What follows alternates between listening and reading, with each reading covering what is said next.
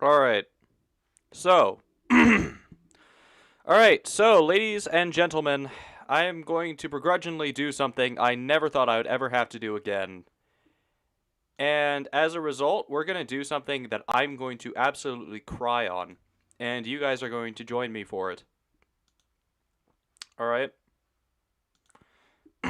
Now, ladies and gentlemen, we're going to do something. I'm going to cry, I'm slightly stuffed up, and I'm making you guys endure it with me. Alright? Hold up. Okay, yeah, this is only YouTube streaming, I think. Yep. So, ladies and gentlemen, we're gonna give it like 5 more minutes, especially since I gotta get the track for this. But you guys have been demanding something from me for about a year and a half now. And I have to give it to you guys now. Against my better judgment. Maybe better judgment, I don't know. But, hear me out. We're gonna cry, and we're all gonna hate each other for it, for the better, right? Actually, hold on. Oh, wait, shit, this is private! Fuck! Fuck! What's today? 13th? Yeah, okay. Customization. Shit. I forgot this was private. Alright, public. Done. Save. Alright, so chat.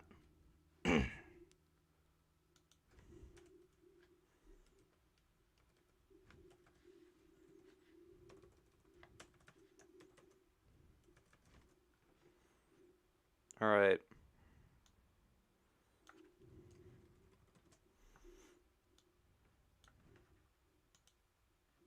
Hold on, I'm currently trying to modify it and get it ready.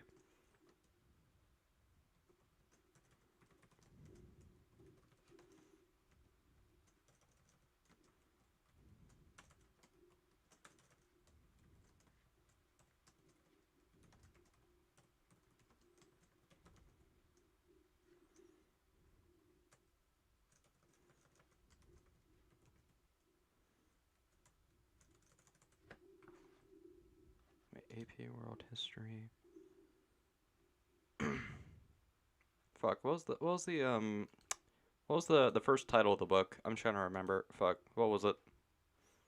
Was it it's been a really long time, Chad. I'm sorry, okay? I'm really sorry. Sorry, not sorry, Reese's. You know, not sponsored, but Alright, let's see. Where is it? Where is it? Where is it? Oh, here it is. Okay. Wait, what? I just clicked that. Oh, I forgot. I forgot about this. Wait a minute. Cuz I have to Oh, yeah, okay, I remember.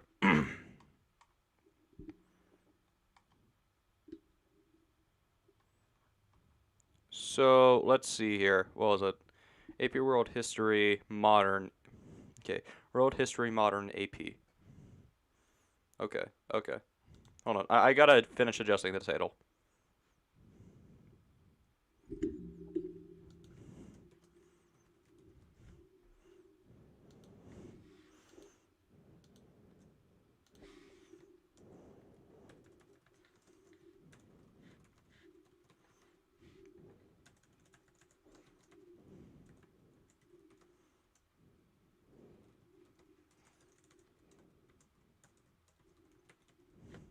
Hold on. Hold on.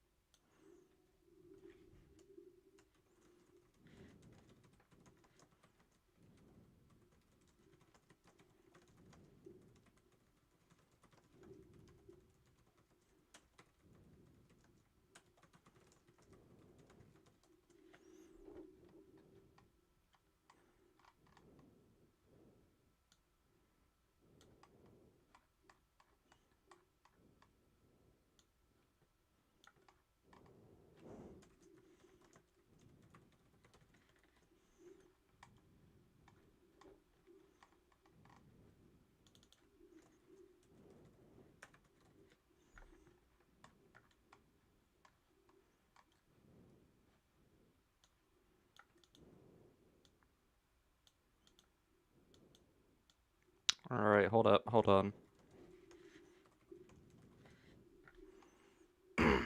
Got that. Check, check. Education, we're switching it up a little bit. Playlist.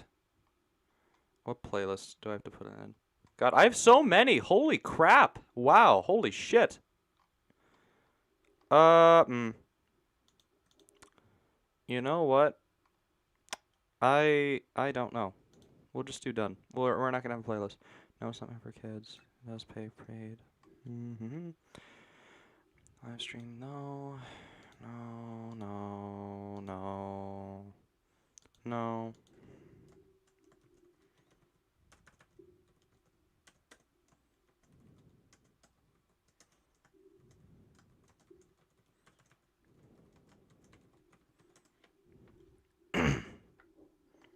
Alright. I think that's everything I needed to get. I think that actually is everything, right?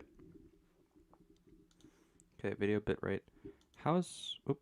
Okay. Good connection. Stream health is good. Settings are good. Everything is good. Alright! Woo! God, I'm dying. Alright. I swear I got, like, cancer, I feel. It feels like I have cancer, actually. I don't know. Kidding. Don't take that out of context, please. I'm begging you. I'm just a silly little guy, you know. Alright, so, ladies and gentlemen, we are doing something I hoped I would never have to do again because of how long it took and how many hours I've had to pour into it. Alright? Hold on, actually, sorry. Let me hit record. Alright, so anyways, ladies and gentlemen, today we're going to be doing something I never thought I would ever have to do again. We're doing AMSCO. Hello. I know you missed it. I missed it. You missed it. I don't know who missed it. Anyways, but we are legitimately going back to the AP World History stuff. We are doing the read louds. They are public access, so I have worked it out with someone. You know, I asked questions. And I think it should be okay for me to do this. Because last time I checked, I mean, it's just a book. And also it's public access on a website. So, you know, there's no reason it should not be accepted. But if it's, you know, if we get in trouble, you know, we're gonna figure it out. So, anyways, ladies and gentlemen, we are going to be doing Moonlight Sonata, of course. We're going to be listening to it the whole time for those that hate it so much and have commented about it. Kidding again. You know, just a little joke. A little stuffed up, a little sick, but I hope you guys are excited. I really do hope you guys are excited. Some of you guys have been asking me about this and messaging me for about a year, so we're going to do this. We are going to do this. So, let me just get the song choice up. Moonlight Sonata. Hello. Can you guys hear that actually? Can you guys hear that? I just want to make sure. Okay, good. Anyway, so we're not going to have that. So, kidding. We are going to have it, but we are going to we are going to end up downloading the video so we don't get ads this time. Right? Because we have had ads run in the past, and that has messed us up so badly. And also, that only gives me about 8 minutes-ish to run through a cycle.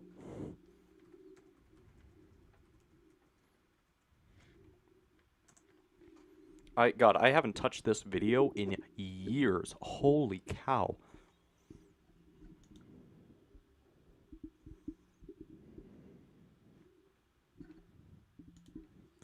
Okay, so download video, settings, yada yada yada. Yeah, we're getting there, chat. Don't worry. We are getting there.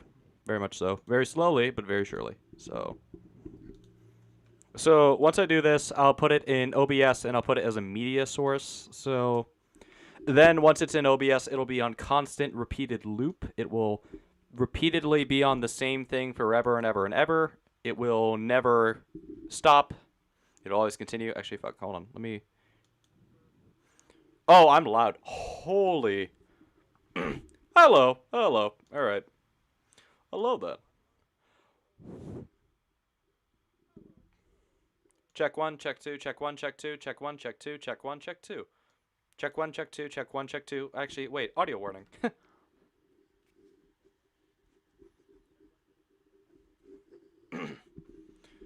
Alright, let's try this. Because my audio mixer is down, so I can't use it, which kind of sucks. Yeah. Sounds about right. Okay, that sounds about right. What do you guys think? That sound good? You like that? What? Oh, back-end error. Oh, oops. Convert. Alright, restart. Okay, let's try that again. Let's try that again. So, this should work out, hopefully. I might include a paid promotion in here if it's allowed, but I'm not sure.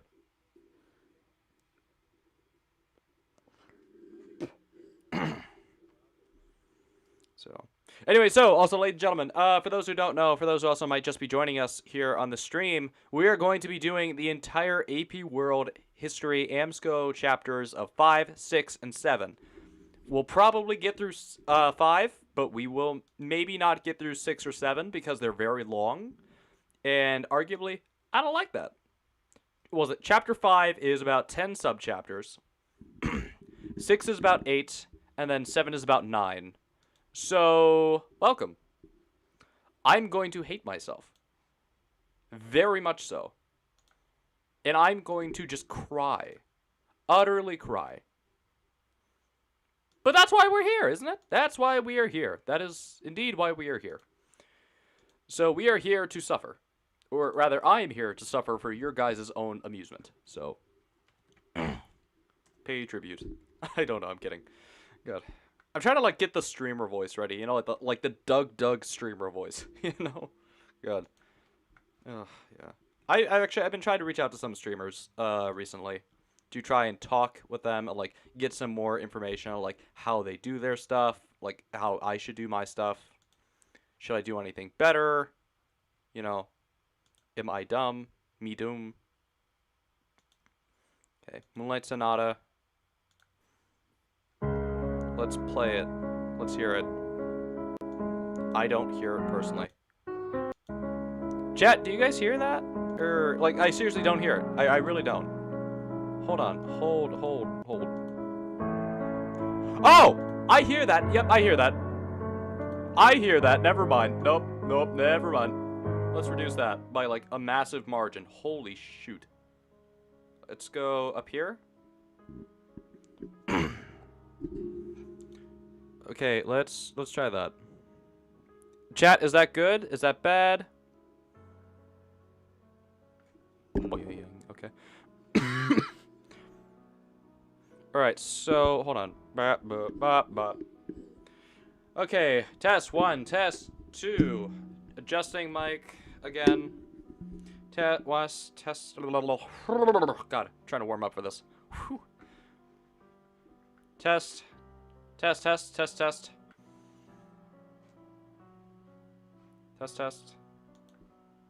Alright, so test. Let's reduce Moonlight Sonata by a little bit. Otherwise, chat, how's my voice? How's that? Is everything good? You guys like it? Okay. We're pausing it.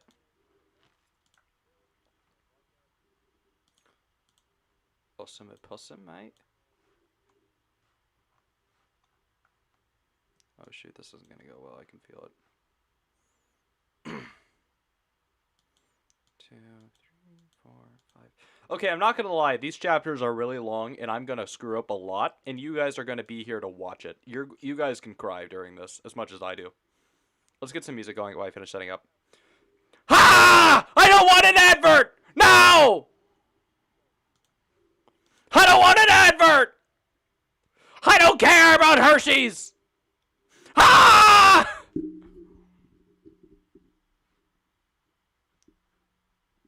This is a crime. Stop this. YouTube music, come on. Okay, there we go. We're gonna listen to some decent music while I finish getting things ready, alright?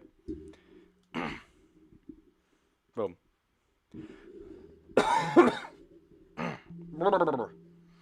gotta, like, get a drink here. Hold on. 7 Up.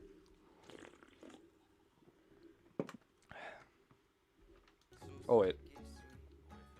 Long as a cold finger of death, you just whisper sweet as baby's breath. Yeah, this is how the story goes. The more you know. If everybody dies, it all come to a great price. Let's go, that was out of the war machine. And after you and me, let's go. And all getting caught up in a great big light. Let's go.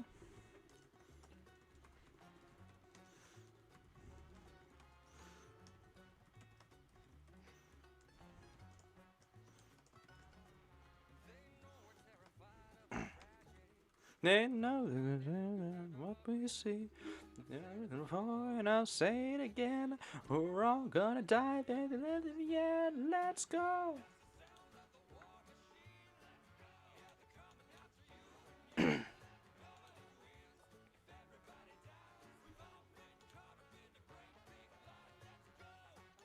Actually, no. Let's get something different, actually. Let's do...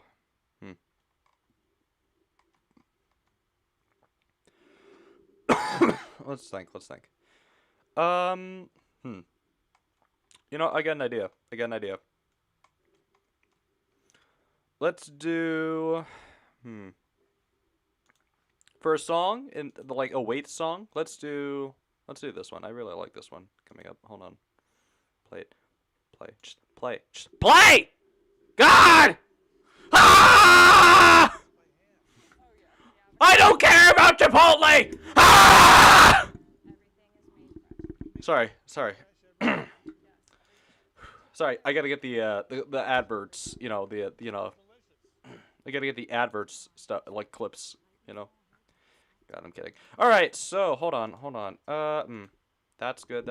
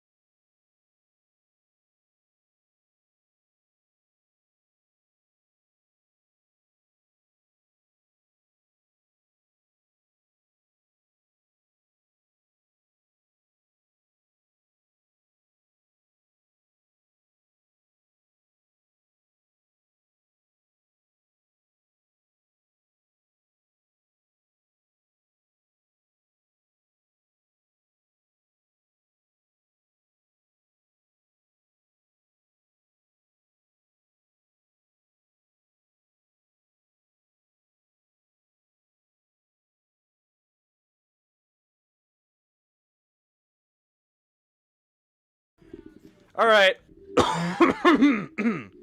God, I have a frog in my throat, but we're gonna get through it. Alright, hold on. Let me listen again to our audio. Let me double check it. Are we good? Test 1, test 2. Test 1, test 2. Let me double check it. Are we good? Test 1, test 2. Test 1, test 2. Oh. That's a little voice in my head. Alright. Stop recording. Alright. Test 1, test 2. We are going to be starting it in about 5 seconds. So let's go live! Screw it, we're doing it live! Woo! God, I am dying. Holy cow. Woo! God, yep. I'm... Ooh. Wow. Bad week to start recording, actually. Alright, you guys ready? Actually, wait. Ooh, I should bind that to a hotkey. I should. Properties, right? No. Yeah, properties. Hotkey, hotkey, hotkey, hotkey. That's gonna suck.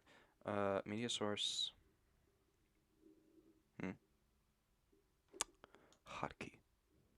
Let's do hotkey. Settings. Hotkeys.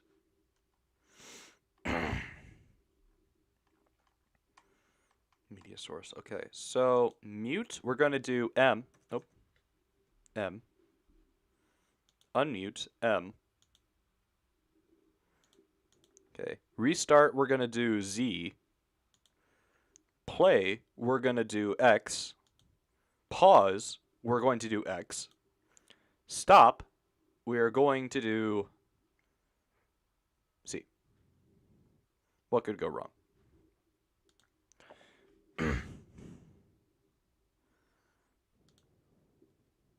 Okay, M works. That works.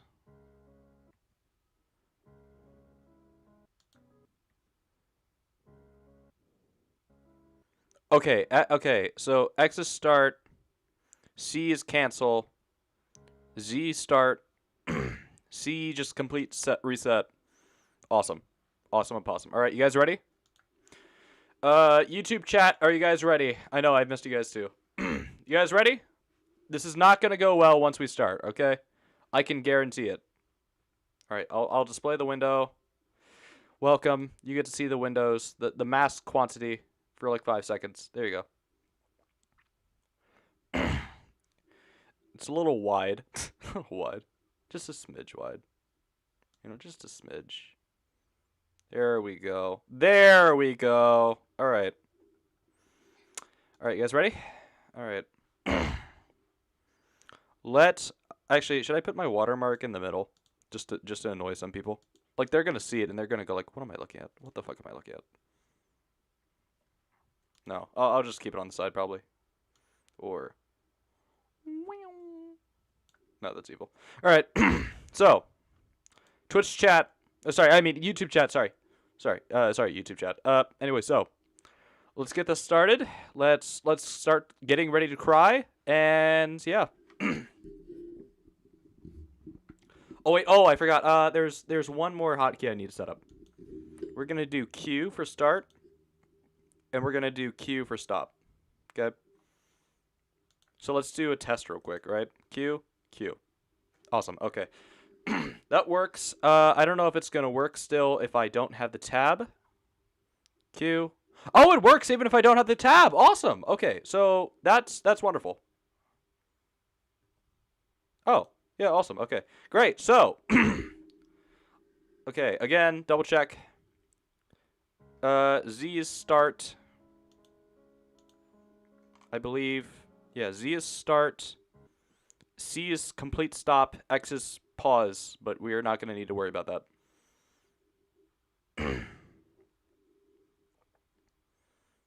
So we're going to do this in 3, 3, 2.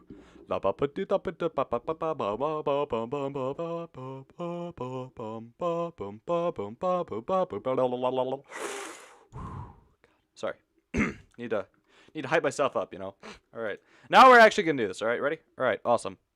We're going to do this in 3, 2, 1. Let's do it live. Hello there, ladies and gentlemen. Welcome back to another AP World History Modern AMSCO Read Aloud, and tonight we are doing Chapter 5.1, The Enlightenment. So, without further ado, let's get started into tonight's AP World History Read Aloud, and let's get started. Now, make sure to also crack open a nice cold can of Coca-Cola or whatever soft beverage you're planning on drinking, maybe a bucket of popcorn, and make sure to get ready to take your notes, because we're going in for a long ride with the lost chapters of the McCormick AP World History Modern AMSCO textbook. Chapter 5.1, The Enlightenment. Quote, "Except our own thoughts, there is fuck. I already fucked it up, okay. Okay. I was off to a start. Chat. I was indeed off to a start. Not a good start, but a start. Like I said. God. I am, wow. God, I need, like, water. Holy. Hold on, let's go here. Delete these. Let's delete all of them, actually. Yeah.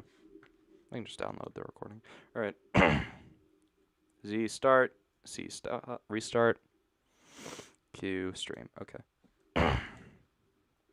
All right, let's do it. Let's go 3. All right. And a 1, 2, a 1, 2, 3.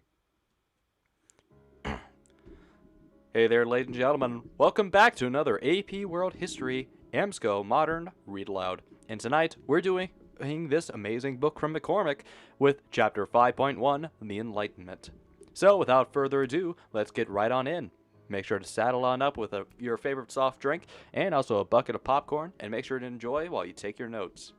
This is Mono Entertainment coming at you live with Chapter 5.1, The Enlightenment. Quote, "Except our own thoughts, there is nothing absolutely in our power." Said by René Descartes, 1596 to 1650. Essential question. How did the Enlightenment shape the intellectual and ideological thinking that affected reform and revolution after 1750? As empires expanded and trade routes led to more interactions, intellectuals in the 17th and 18th centuries, such as Descartes, began to emphasize reason over tradition and individualism over community values. These shifts were called the Enlightenment. The ideals of this movement, such as individualism, freedom, and self-determination, challenged the roles of monarchs and church leaders and planted the seeds of revolution in the United States, France, and around the world. An age of new ideas. Growing out of the scientific revolution and the humanism of the Renaissance, Enlightenment thought was optimistic. Many writers believed that applying reason to natural laws would result in progress. While not denying the existence of God, they emphasized human accomplishments in understanding the natural world. Such beliefs led to the conclusion that natural laws governed the social and political spheres as well. While traditional religion did not disappear, it became less pervasive. New ideas emerged about how to improve society. Schools of thought, including socialism and liberalism, arose, giving rise to the period being called the Age of Isms. Opposing socialism and liberalism were the currents of conservatism, particularly popular among the European ruling class. All of these isms are defined later in this topic. The clash between new ideas and old political structures led to revolutions that often had two aims: independence from imperial powers and constitutional representation. The breakup of empires and the emergence of new forms of government often followed.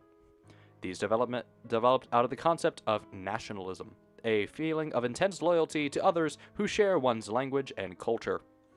The idea that people who share a culture should also live in an independent state threatened to destroy all of Europe's multi-ethnic empires. Page 275, The Enlightenment. New ideas and their roots. In the 17th century, Francis Bacon emphasized empirical methods of scientific inquiry. Empiricism is the belief that knowledge comes from sensed experience, from what you observe through your experience, including through experiments, rather than relying on reasoning about principles provided by tradition or religion. Bacon based his conclusions on his observation of natural data. Hobbes and Locke. In the same century, philosophers Thomas Hobbes, author of Leviathan, 1651, and John Locke, author of 2 Treatises of Government, 1690, viewed political life as the result of a social contract. Hobbes argued that people's natural state was to live in a bleak world in which life was nasty, brutish, and short. However, by agreeing to a social contract, they gave up some rights to a strong central government in return for law and order. Locke, on the other hand, argued that the social contract implied the right, even the responsibility, of citizens to revolt against unjust government. Locke thought that people had natural rights to life, liberty, and the pursuit of property. Another of Locke's influential ideas is found in An Essay Concerning Human Understanding, released in 1690, in which he proposed that a child was born with a mind like a blank slate, also known as tabula rasa, waiting to be filled with knowledge. In a world in which most people believed that an individual's intelligence, personality, and fate were heavily determined by their ancestry, Locke's emphasis on environment and education in shaping people was radical. The philosophies, in the 18th century, a new group of thinkers and writers who came up to be called the philosophies, explored social, political, and economic theories in new ways. In doing so, they popularized concepts that they felt follow. Oh, fuck, okay. Already fucked up, okay. Actually, hold on. I want us to see something real quick. Alright, chat, that was a mess up. That was a mess up. We screwed up.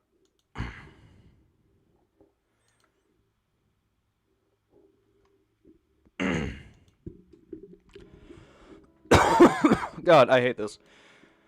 You see, chat, this is what you guys want me to do. This is what you guys want me to do. A textbook. I hope to forget about this textbook so much. Alright. Alright, we gotta restart that. Hold on. C. Right, C button. Right. C. Alright. Alright, guys, we're restarting that. Hold on. I need a drink my 7-Up and Dr. Pepper here. Sorry, hashtag not sponsored. Oh no, hello! Oh no. Hello, dear viewer. It's been a while since I've seen you in my chat. Hello. Actually, hold on. Is my video quality good? Oh, that's bad! Holy cow! Hold on. My quality is also set to like 720p. So hold on. Let me try something. I realized I did something. Hold on, stream. Let's go output. Let's go encoder. Let's focus on quality again. I might have screwed up a little bit. Hold on. That's okay. That's showing my YouTube. I don't think that's bad. Okay. Let's take a look at that video. Hold on. Is that better? Is that back? Is that good? I really want to say that's better, but I don't think it's better. It really looks bad. It looks really bad. Oh my god. Have I been streaming like this the whole time? Mother. Well, shoot. Okay. All right. Hold on. Back. Okay, let's restart. Hold on. I need to fix the setting real quick. Because on my screen it says it's good, but hold on. Modify coder's fine. Output drop threshold.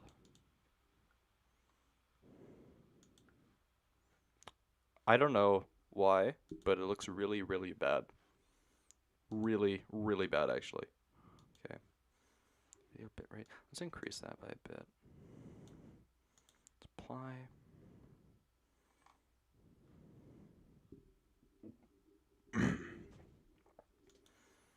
My video bitrate is like the most variable thing right now. It's bouncing between 1.34 to 553. And that's in what was it? Mbps to bps. Hold on, let's try that again. Is it back? Is it better? Is it looking better? Does it sound good? Does it look better? Okay, it does. Okay. I think maybe. Maybe.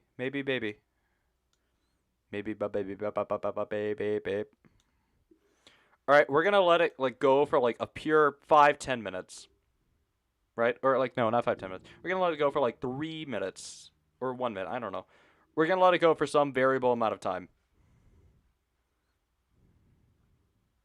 What do you mean it's lower?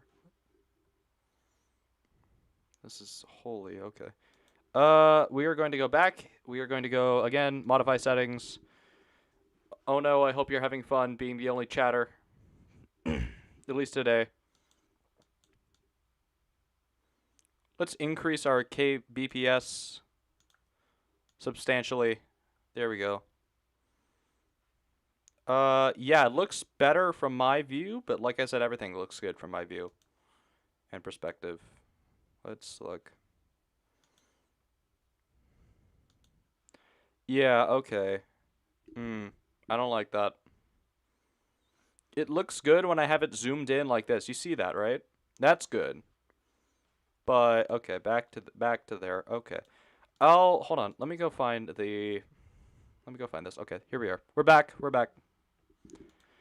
And so I'm gonna let it sit on that for like a couple seconds. And I will see and watch the stream from my phone real quick to see if the quality is still bad. Cuz right now I'm streaming to YouTube through a plugin, right?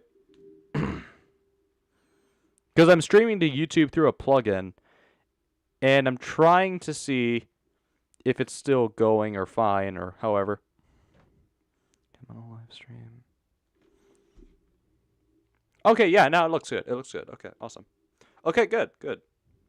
All right, okay, it looks good. So, yeah.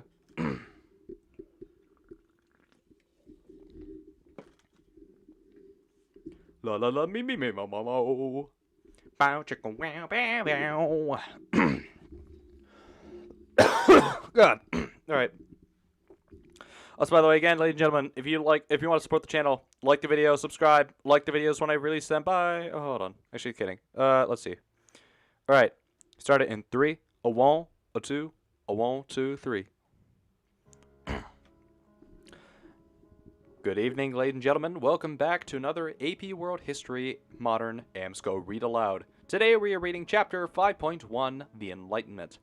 So make sure to cozy on up with your favorite soft drink and your favorite bowl of popcorn, and make sure to enjoy this read aloud as we begin with Chapter 5.1. And if you enjoy this, please make sure to like the video, hit the subscribe button, and make sure to hit the notification bell to stay up to date on when I release more educational content. And if you have any recommendations on what content I should release, make sure to let me know. Anyways, let's begin. Chapter 5.1, The Enlightenment. Quote, "Except our own thoughts, there is nothing absolutely in our power." René Descartes, 1596 to 1650. Essential question. How did the Enlightenment shape the intellectual and ideological thinking that affected reform and revolution after 1750? As empires expanded and trade routes led to more interactions, intellectuals in the 17th and 18th centuries, such as Descartes, began to emphasize reason over tradition and individualism over community values. These shifts were called the Enlightenment. The ideals of this movement, such as individualism, freedom, and self-determination, challenged the roles of monarchs and church leaders and planted the seeds of revolution in the United States, France, and around the world. An age of new ideas. Growing out of the scientific revolution and the humanism of the Renaissance, Enlightenment thought was optimistic. Many writers believed that applying reason to natural laws would result in progress. While not denying the existence of God, they emphasized human accomplishments in understanding the natural world. Such beliefs led to the conclusion that natural laws govern the social and political spheres as well. While traditional religion did not disappear, it became less pervasive. New ideas emerged about how to improve society. Schools of thought, including socialism and liberalism, arose, giving rise to the period being called the Age of Isms. Opposing socialism and liberalism were the currents of conservatism, particularly popular among the European ruling class. All of these isms will also be later defined in the topic. The clash between new ideas and old political structures led to revolutions that often had two aims: independence from imperial powers and constitutional representation. The breakup of empires and the emergence of new forms of government often followed. These developed out of concept of nationalism, a feeling of intense loyalty to others who share one's language and culture. The idea that people who share culture should also live in an independent nation-state threatened to destroy all of Europe's multi-ethnic empires. This also concludes page 275, The Enlightenment. Now on to page 276, we begin with new ideas and their roots. In the 17th century, Francis Bacon emphasized empirical methods of scientific inquiry. Empiricism is the belief that knowledge comes from sensed experience, from what you observe through your experience, including through experiments. Rather than relying on reasoning about principles provided by tradition or religion, Bacon based his conclusions on his observation of natural data. Hobbes and Locke. In the same century, philosophers Thomas Hobbes, author of Leviathan, 1651, and John Locke, author of Two Treatises of Government, 1690, viewed political life as the result of a social contract. Hobbes argued that people's natural state was to live in a bleak world in which life was nasty and brutish and short. However, by agreeing to a social contract, they gave up some rights to a strong central government in return for law and order. Locke, on the other hand, argued that the social contract implied the right, even the responsibility, of citizens to revolt against unjust government. Locke thought that people had natural rights to life, liberty, and the pursuit of property. Another of Locke's influential ideas is found in An Essay Concerning Human Understanding, 1690, in which he proposed that a child was born with a mind like a blank slate, also known as tabula rasa, waiting to be filled with knowledge. In a world in which most people believed that an individual's intelligence, personality, and fate were heavily determined by their ancestry, Locke's emphasis on environment and education in shaping people was basically radical. The philosophies. In the late 18th century, a new group of thinkers and writers who came to be called the philosophies explored social, political, and economic theories in new ways. In doing so, they popularized the concepts that they felt followed rationally upon those of the scientific thinkers of the 17th century. Taking their name from the French word philosophie, philosopher for those who don't speak French, these writers included Thomas Jefferson and Benjamin Franklin from America, Adam Smith from Scotland, and several French thinkers. Of particular importance to writers of new constitutions in France and America in the 18th and 19th centuries were the ideas of Baron Montesquieu. His famous work, The Spirit of Laws, 1748, praised the British government's use of checks on power because it had a parliament. Montesquieu thus influenced the American system, which adopted his ideas by separating its executive branch, the president, from its legislative branch, the Congress, and both from its third branch, the federal judiciary. Francis Marie Aret, pen name Voltaire, is perhaps best known for his social satire Candide, 1762. He was famous during his lifetime for his wit, for his advocacy of civil rights, and more. Exiled for 3 years due to a conflict with a member of the French aristocracy, Voltaire lived in England long enough to develop an appreciation for its constitutional monarchy and a regard for civil rights. He brought these ideas back to France, where he campaigned for religious liberty and judicial reform. His correspondence with heads of state such as Catherine the Great of Russia and Frederick the Great of Prussia, and his extensive writings, including articles of Diderot's Encyclopedia, are still quoted today. His idea of religious liberty influenced the U.S. Constitution. A contemporary of Voltaire was the writer Jean-Jacques Rousseau, who expanded on the idea of the social contract as it had passed down through the work of Hobbes and Locke. One of Rousseau's early works with Emile, or On Education, 1762, in which he had laid out his ideas on child rearing and education. A later work, The Social Contract, 1762, presented the concept of the general will of a population and the obligation of a sovereign to carry out the general will. An optimist who believed that society could improve. Rousseau inspired many revolutionaries of the late 17th century. Adam Smith. One of the most influential thinkers of the Enlightenment was Adam Smith. In his book, The Wealth of Nations, 1776, Smith responded to mercantilism by calling for freer trade. While Smith did support some government regulations and saw the benefits of taxes, he generally advocated for laissez-faire, a French phrase for leave alone. This approach meant that governments should reduce their intervention in economic decisions. Smith believed that if businesses and consumers were allowed to make choices in their own interests, the invisible hand of the market would guide them to make choices beneficial for society. His ideas provided a foundation for capitalism, an economic system in which the population and the means of production, such as factories and natural resources, are privately owned and are operated for profit. Also, it says here, connect, create a chart or Venn diagram that compares and contrasts mercantilism and the free market. Don't care. However, also on this page of page 277 of the Enlightenment, we also have an image of Adam Smith, who was one of the first of modern economics, also provided by Getty Images. As you can see, this statue right here to the right and middle of the page. Deism.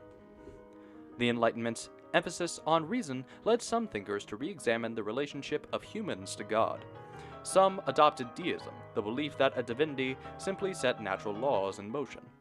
Deists compared the divinity to a watchmaker, who makes a watch but does not interfere in its daily, day-to-day workings. Deists believed these laws could be best understood through scientific inquiry, rather than through the study of the Bible.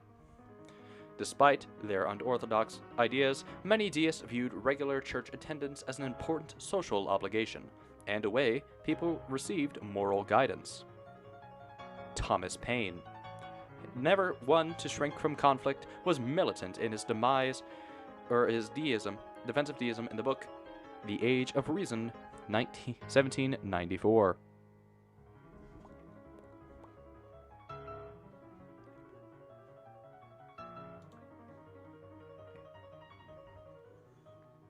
Wait a minute.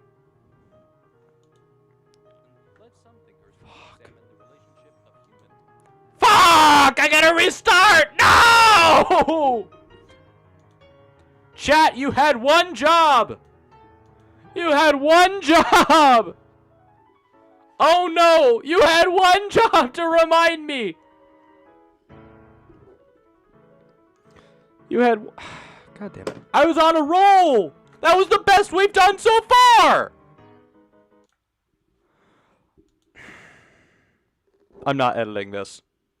I didn't edit the last ones, and I'm not editing this one. That's what the remasters are for.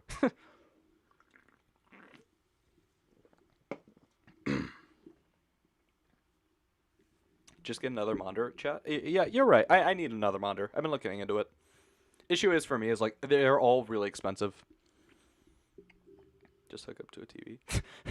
You say hook up to a TV like it's that easy. I need space to do that. Okay, chat. Hold on. Besides, this is funnier. It's funnier this way. It's funnier this way, so, you know, I endure the pain, and you guys get to watch and laugh.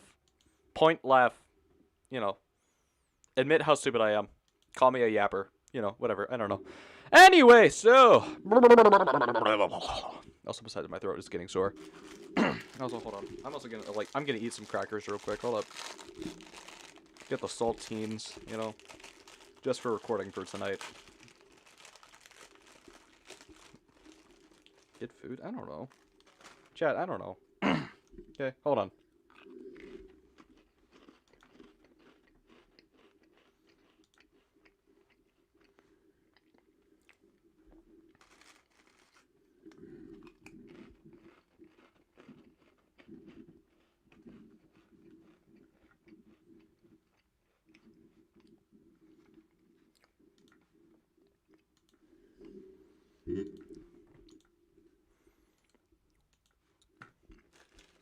These are some good saltines, actually.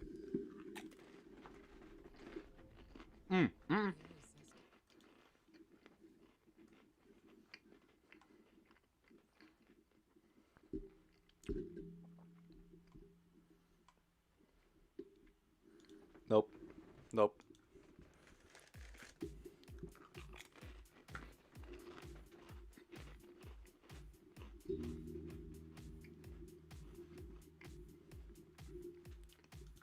Oh shit. Oh shit, never mind. I thought I turned that off, my bad. I turned off the wrong one. Holy fuck, okay. My bad.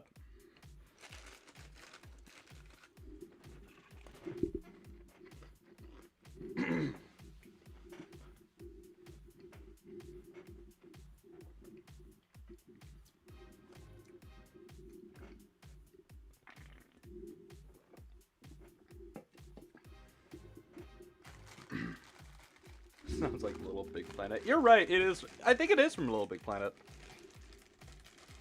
Wasn't there like a world? Like, wasn't it like the Toy Story world or something like that from Little Big Planet?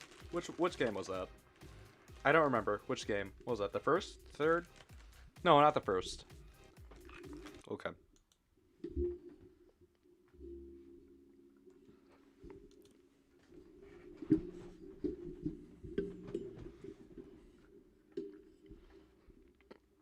Okay. We have my phone. I have my phone out, so I'm actually paying attention this time. All right. Have my chat in view. I'm going to record, and I'm not going to fuck it up, okay? Let's watch. Ready?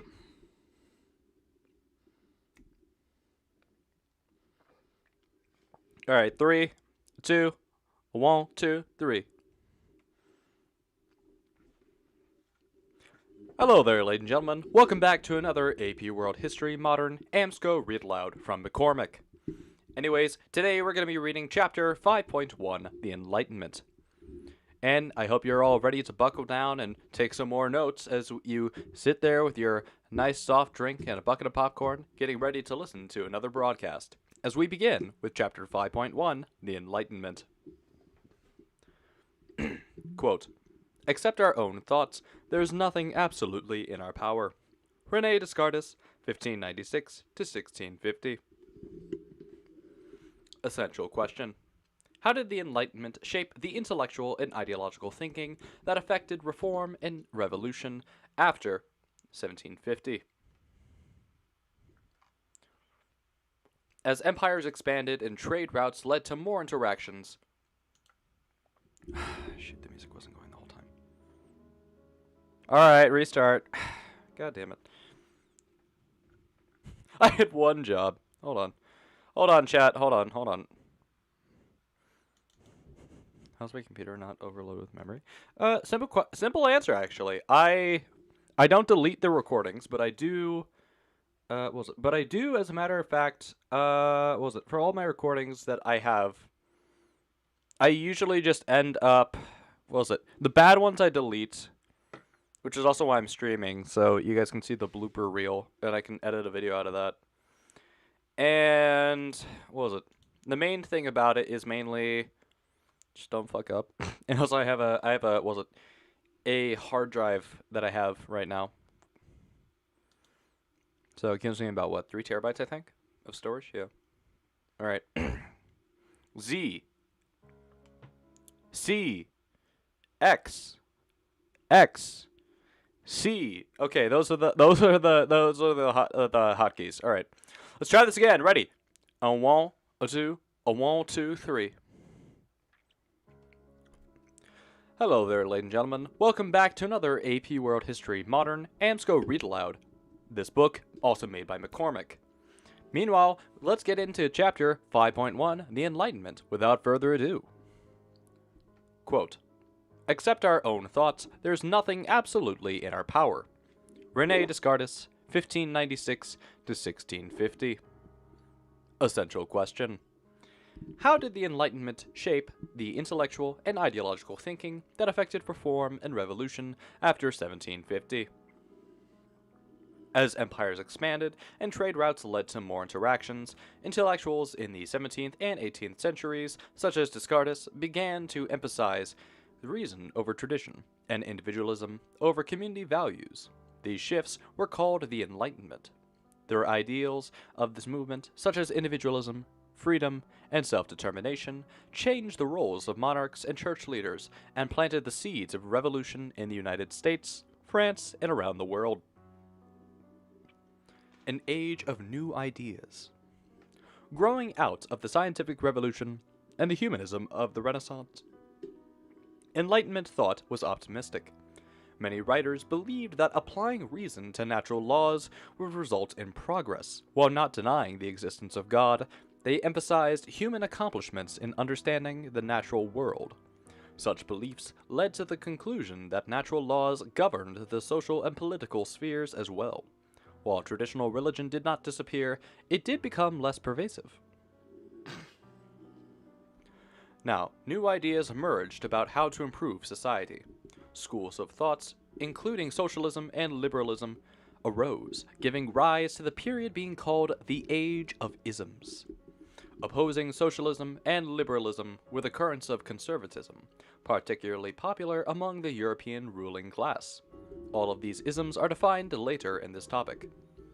The clash between new ideas and old political structures led to revolutions that often had two aims: independence from imperial powers and constitutional representation. The breakup of empires and the emergence of new forms of government often followed. These developed out of the concept of nationalism, a feeling of intense loyalty to others who share one's language and culture. The idea of that people who share culture should also live in an independent nation state threatened to destroy all of Europe's multi-ethnic empires. And continuing to page 276 of this chapter, we now have new ideas and their roots. In the 17th century, Francis Bacon emphasized empirical methods of scientific inquiry. Empiricism is the belief that knowledge comes from sense experience, from what you observe through your experience, including through experiment. Now, rather than relying on reasoning about principles provided by tradition or religion, Bacon based his conclusions on his observation of natural data. Hobbes and Locke. In the same century, philosophers Thomas Hobbes, author of Leviathan 1651, and John Locke, author of Two Treatises of Government 1690, viewed political life as the result of a social contract. Hobbes argued that people's natural state was to live in a bleak world in which life was nasty, brutish, and short. However, by agreeing to a social contract, they gave up some rights to a strong central government in return for law and order. Locke, on the other hand, argued that the social contract implied the right, even the responsibility, of citizens to revolt against unjust governments. Locke thought that people had natural rights to live, liberty, and the pursuit of property. Another of Locke's influential ideas is found in his work, An Essay Concerning Human Life, that was made in 1690, in which he proposed the idea that a child was born with a mind like a blank slate, also known as tabula rasa, waiting to be filled with knowledge. In a world in which most people believed that an individual's intelligence, personality, and fate were heavily predetermined by their ancestry, Locke's emphasis on environment and education in shaping people was radical. The philosophies. In the 18th century, a new group of thinkers and writers who came to be called the philosophies explored social, political, and economic theories in new ways. In doing so, they popularized concepts that they felt followed rationally upon those of the scientific thinkers of the 17th century. Taking their name from the French word philosophie, also known as philosopher for those of us that don't speak French, these writers included Thomas Jefferson and Benjamin Franklin from the United States, Adam Smith from Scotland, and several French thinkers. Of particular importance to the writers of the new constitutions in France and America in the 18th and 17th centuries, 1700s and 1800s, were the writers of Baron Montesquieu. His famous work, The Spirit of Laws, produced in 1748, praised the British government's use of checks on power because it had a parliament. Montesquieu thus influenced the American system, which adopted his ideas by separating its executive branch, the president, from its legislative branch, the Congress, and both from its third branch, the federal judiciary. Francois-Marie Aret, pen name Voltaire, is perhaps best known for his social satire, Candide, which was made in 1762. He was famous during his lifetime for his wit and his advocacy of civil rights. Exiled for 3 years due to a conflict with a member of the French aristocracy, Voltaire lived in England long enough to develop an appreciation for its constitutional monarchy and a regard for civil right. He brought these ideas back to France, where he campaigned for religious liberty and judicial reform. His correspondence with heads of state such as Catherine the Great of Russia and Frederick the Great of Prussia, and his extensive writings, including articles in Diderot's Encyclopedia, are still quoted today. His idea of religious liberty influenced the United States Constitution.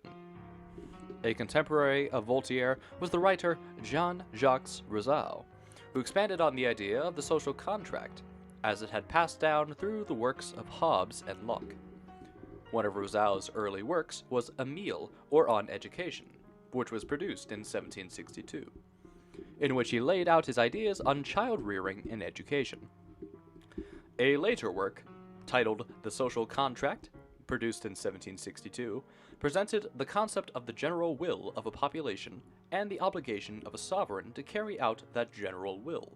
An optimist who believed that society could improve, Rousseau inspired many revolutionaries of the late 18th century. Adam Smith. One of the most influential thinkers of the Enlightenment was Adam Smith. In his book, The Wealth of Nations, produced in 1776, Smith responded to mercantilism by calling for freer trade. While Smith did support some government regulations and saw the benefits of taxes, he generally advocated for laissez-faire, a French phrase for leave alone. This approach meant that governments should reduce their intervention in economic decisions. Smith believed that if businesses and consumers were allowed to make choices in their own interests, the invisible hand of the market would guide them to make choices beneficial for society. His ideas provided a foundation for capitalism, an economic system in which the means of production, such as factories, natural resources, and of course, privately owned resources, are all private owned and are operated for profit. And at the end of that paragraph, we can also see an image of Adam Smith, or rather his statue, with the source from Getty Images stating with the caption, Adam Smith was one of the first modern economists. Moving on, deism. The Enlightenment's emphasis on reason led some thinkers to re-examine the relationship of humans to God. Some adopted deism, the belief that a divinity simply set natural laws in motion. Deists compared the divinity to a watchmaker who makes a watch but does not interfere in its day-to-day workings. Deists believed these laws could be best understood, though, through scientific inquiry, rather than the study of the Bible. Despite their unorthodox ideas, many deists did view regular church attendance as an important social obligation, and a way people received moral guidance. Thomas Paine, never one to shrink from conflict, was a militant in his defense of deism in the book The Age of Reason, produced in 1794. Paine's previous work, Common Sense, released in 1776, made him popular in America for advocating liberty from Britain, but his anti-church writings damaged much of his popularity. Meanwhile, also following that up on page 278, we also now have a table titled European Intellectual Life, 1250 to 1784. Reviewing the table, we can see that we have periods, representative thinkers, and characteristics, which we shall now read from left to right. Period. Medieval scholasticism. Representative thinkers, Saint Thomas Aquinas, 1225 to 1274 was his lifespan. With the characteristics of, he used reason to defend faith. He argued through writing and debating, relied heavily on Aristotle, and then used little experimentation. Period. Renaissance humanism. Representative thinkers, Erasmus, 1466 to 1536, and Mirandola, 1463 to 1494. Their characteristics: wrote practical books such as Machiavelli's The Prince, emphasized human achievements, and focused on secularism and the individual. Period. Scientific revolution and enlightenment. Representative thinkers, Francis Bacon, 1561 to 1626, Isaac Newton, 1642 to 1727, Thomas Hobbes, 1588 to 1679, John Locke, 1632 to 1704, and French philosophies. Characteristics: emphasized use of empirical data, believed in natural rights, progress, and reason, wanted new constitutions, supported religious tolerance, wrote for the reading public. Continuing on with page 278, we have The Age of New Ideas, continues. In Europe and America, Enlightenment thinkers reacted to the social ills caused by increasing urbanization and industrialization. Poverty in the cities increased. Poor workers lived in slums without proper sanitation and without political representation. Various writers proposed solutions to the observable problems. Some wanted more government regulations and programs, and many Christians called for greater private charity. But some conservatives blamed the poor themselves and called on them to change. Conservatism is a belief in traditional institutions, favoring reliance on practical experience over ideological theories, such as that of human perfectibility. Utopian socialism, the economic and political theory of socialism, refers to a system of public or direct worker ownership of the means of production, such as mills to make cloth or the machinery and land needed to mine coal. With various branches of socialism developed in the 19th century, providing alternative visions of the social and economic future. Those who felt that society could be channeled in positive directions by setting up ideal communities were called utopian socialists.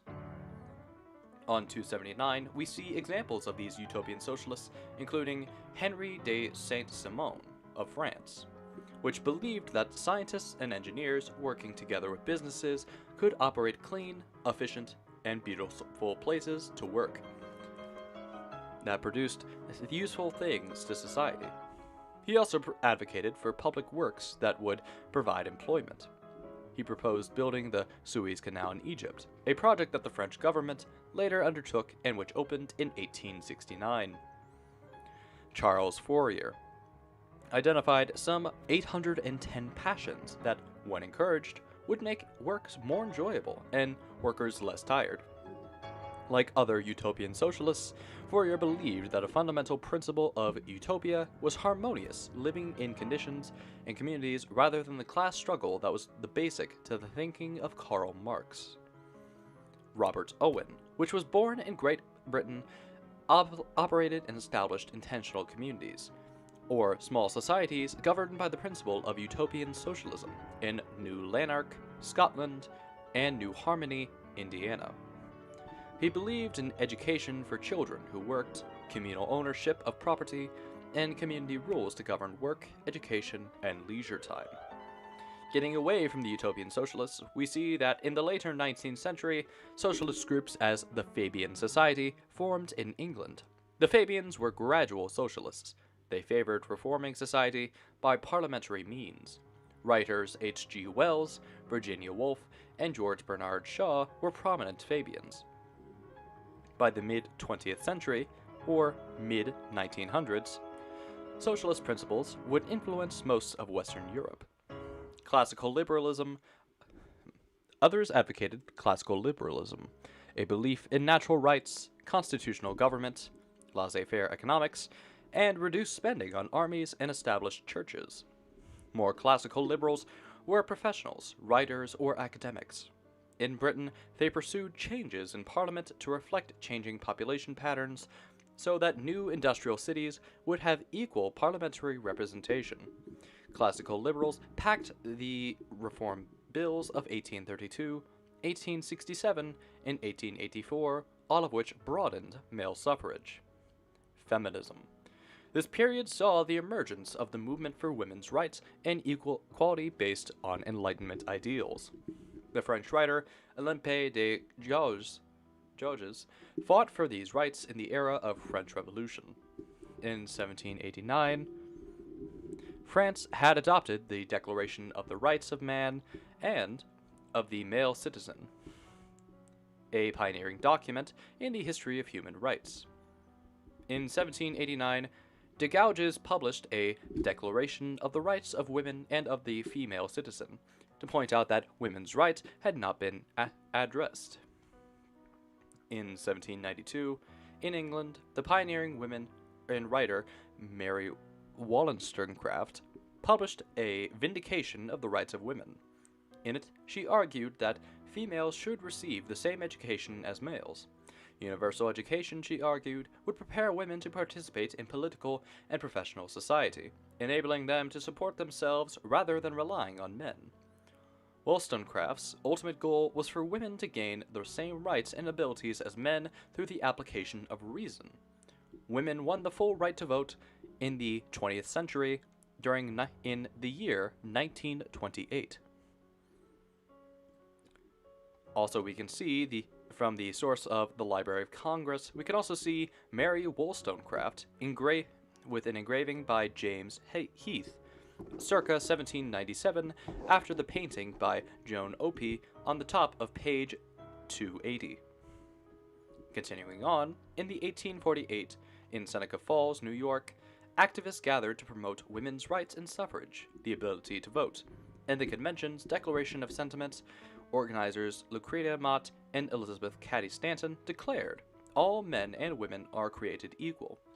They demanded women deserved the right to vote and hold office, hold property, and manage their own incomes, and be the legal guardians of their own children. The Seneca Falls Convention was a landmark in the history of the women's rights movement. Abolitionism. Reform movements to provide rights and equality extended to the freeing of slaves and the end of serfdom. Abolitionism, the movement to end the Atlantic slave trade and free all enslaved people, gained followers in the 18th century. Slave trading was banned earlier than slavery itself.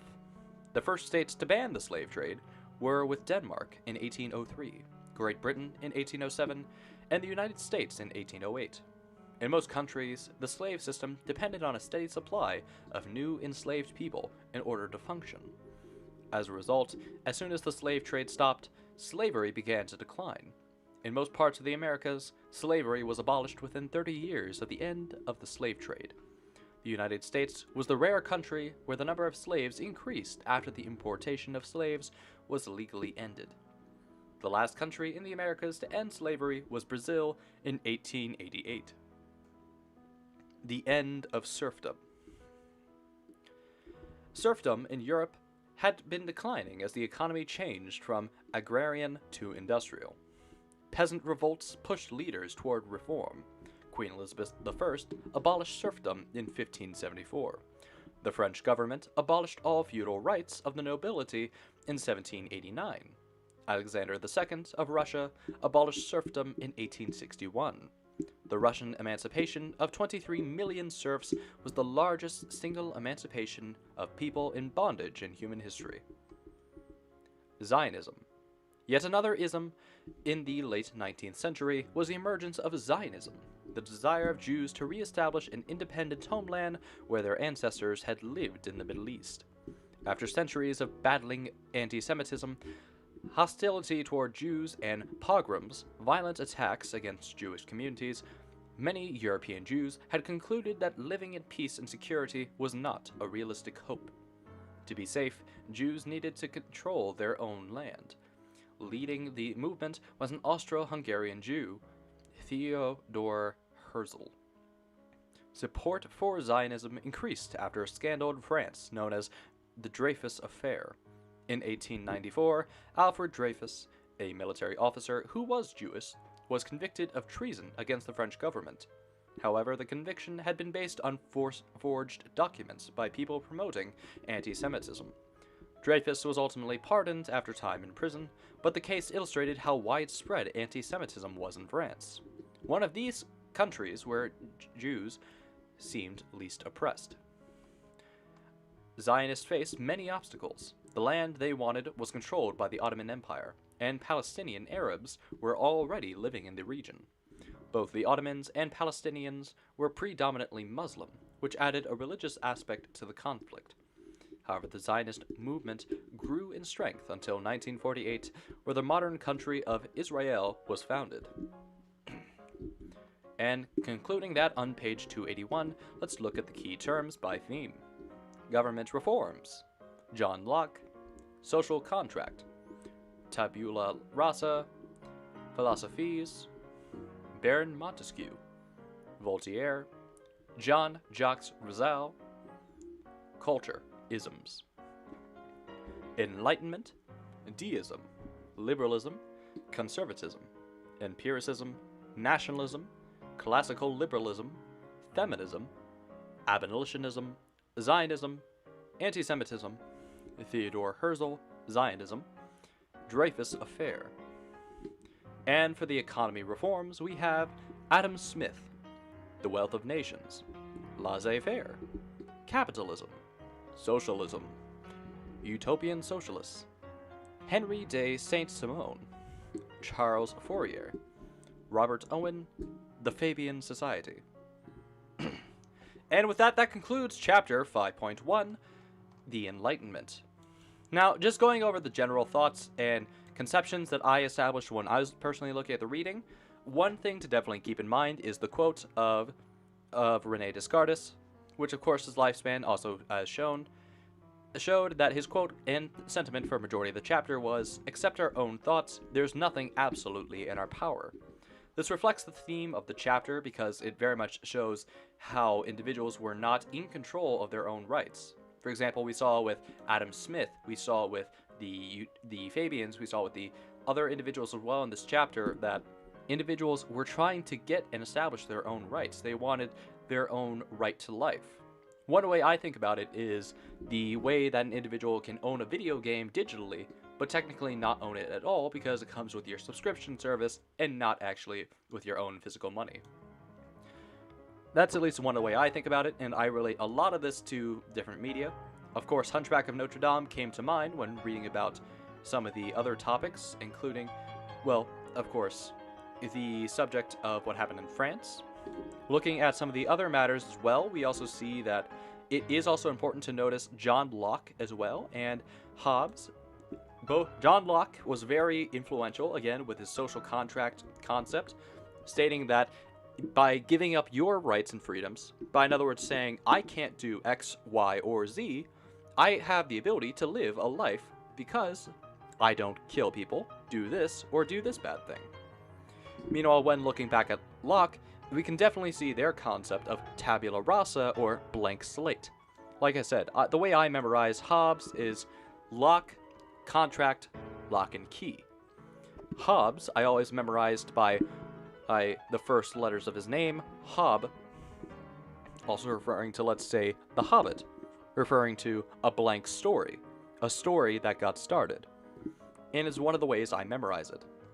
However, do memorize and also do try to write down all the meanings of the key terms by theme, especially for the isms. These will be very important, especially if you're taking an AP World exam, and they will be very important when examining them, as they all have quite the contrast between them, especially with deism focusing primarily on different religious aspects, conservatism focusing on preservation of the old ways, empiricism referring to things like the scientific method. So for those that are in a biology or a science class, do remember that you do have to gather data for your experiments, i.e. empiricism, focus on science. Nationalism, a focus on your nation, America, love it, that kind of thing. Feminism, a focus on women's rights, and of course, forgot the term, but and then also we have abolitionism, a movement to free slaves. Zionism, the Jewish movement for religion. And of course, the Dreyfus Affair, an anti-Semitist movement that actually happened and occurred within France to demonstrate the issues of widespread corruption. Remember that also for Adam Smith, he was very important as well when it came to capital and economic concepts, especially with laissez-faire or free market, and capitalism, the concept of basically ownership, private spending, and also, again, remember the invisible hand of the market. These are all very important concepts to memorize, especially when considering the broader just consensus of history. Though, I hope you all enjoyed today's chapter. If you did, please make sure to go down to one of the links below. If you want to support, make sure to buy some of my apparel I'm selling from the Cheerful Tailor. Please make sure to hit the subscribe button, like, and hit the notification bell to stay up to date. And also, comment down below what are your thoughts on the chapter. If there's any other content you want to see on the channel, or if there's any improvements you want to see, just let me know, and I'll happily make it. Anyways, that'll do it for tonight and for today's chapter, 5.1, The Enlightenment. I hope you all have a wonderful day, and remember to stay safe, stay happy, and most importantly, stay entertained. Thank you. Woo! Okay, God. Okay, finished recording. Whew, God, I did not miss that. Wow. Also, hold on. Let me check comments because I noticed comments like halfway through. All right, hold on. From King Test Tube, we have I'm in AP World History right now and just started Unit 7. LOL. Yes, actually, funny thing about that. So, I got an email today, actually, this morning, and I was really surprised, actually, when I got my email from it was a school teacher I saw, and I read the email and I thought to myself, wait a minute. They want the missing chapters. Everyone's been asking me for the missing chapters. And I also did a charity thing about 2 weeks ago. And I said I would post a video of me jumping into a giant body of water if I did it. But the issue was they had a lot more safety restrictions than last time, because apparently the last time there was an accident or something like that, or someone almost got hurt. So they did a lot more restrictions. I couldn't get a underwater GoPro that could work, and they didn't let me film or record. But good news, very good news, is that now I'm doing all the AP World stuff, and now. If you guys also want, like, we're going to be covering these chapters soon. But, actually, chat, do you guys want me to cover these now? I can if you want. If we have enough people in chat, I can do that. Or if you guys want to vote, go ahead, tell me in the comment section.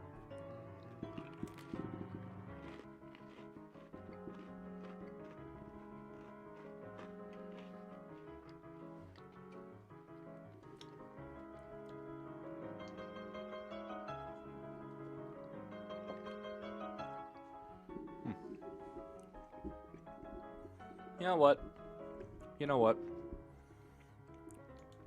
Here's what I'll do. I'll name the file first of the good reading, and I will mark it.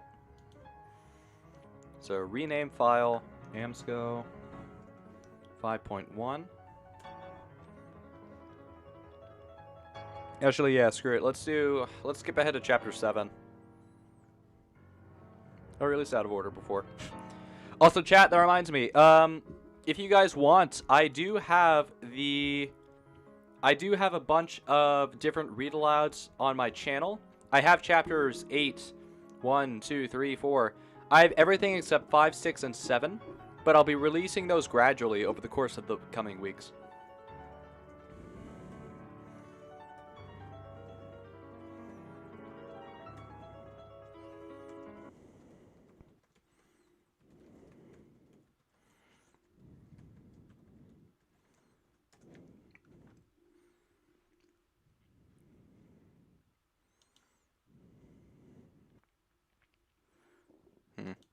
Hold on. I want to see if I can modify the title a little bit.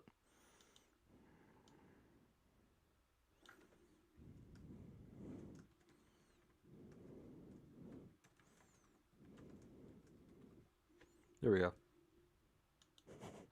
Murphy, hello. Hey, thanks. Welcome to the chat. Hello. How you doing? Also, let's see. Also, by the way, again, if anyone else is in chat, by the way, again, if you guys want, make sure to feel free to comment down below. I'll read the comment after I'm done with the readings. But also, if you guys want, I can do chapter 6, I can do 7, I can continue on with where we are in 5 right now. Because there's Timler. But anyways, so I'm continuing with readings today. So in other words, what's going to happen is I'm going to be reading off the rest of the chapters that I haven't done. So you guys are going to get a little sneak peek to them. And if you guys want to watch, go ahead. Otherwise, I will be posting these across the coming weeks. Because I know the AP exam is coming up. It is... When is that actually? When is the AP exam? What is it? In like, what, a couple months, right? Because it's March right now. So I'd say, what, 1 month-ish, right? 2 months? Depending on where you're in schools. Because, like I said, main reason I'm doing this, again, because I couldn't, provide certain things before, like a video of me jumping into water, if you guys saw my community post. But I am making it up to you guys now, so... Oh, that's 9 pages. I don't like that. Don't like that. Nope. Don't want to do that. Let's check out 7.1. Let's see if that's good. Oh, that's better. That's more manageable. That's better. Marginally better. You know what? Oh, wait, I still have music going, don't I? Wait a minute. Actually, did it restart? Or... Because this should be on loop, is it?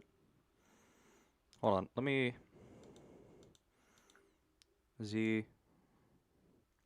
Yeah, okay, it is on loop. Okay. I hope I didn't like screw up the transition in the last recording. That'd be sad. But anyways, yeah. So audio file labeled. We'll do. Actually, no. Yeah, we'll just continue on 5.2. Bit of a review for some of you guys. Like I said, in the comment section, if you guys want me to go back to the other chapters, let me know. Like I said, if you guys really do want me to go back to some of the previous chapters, just let me know. There's Heimler right there. I swear to God. Unofficial beef, you know. Kidding. All right. I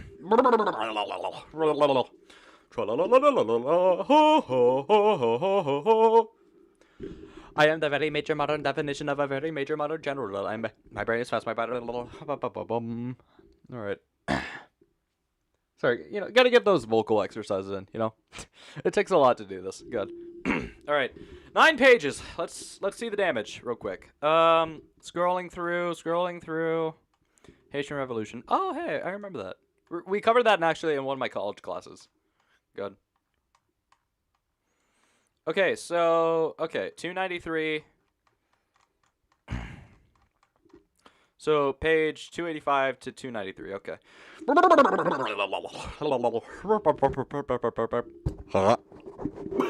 God, my mic just tried to choke me. Okay. God. All right. Scream it, dude. All right. Anyway, dude, I think I can do this. All right. Let's do this. God.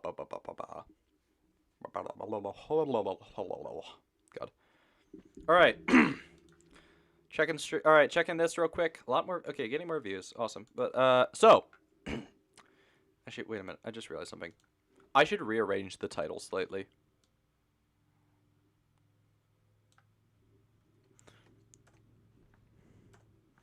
Now the video will be known as, now this video will be known as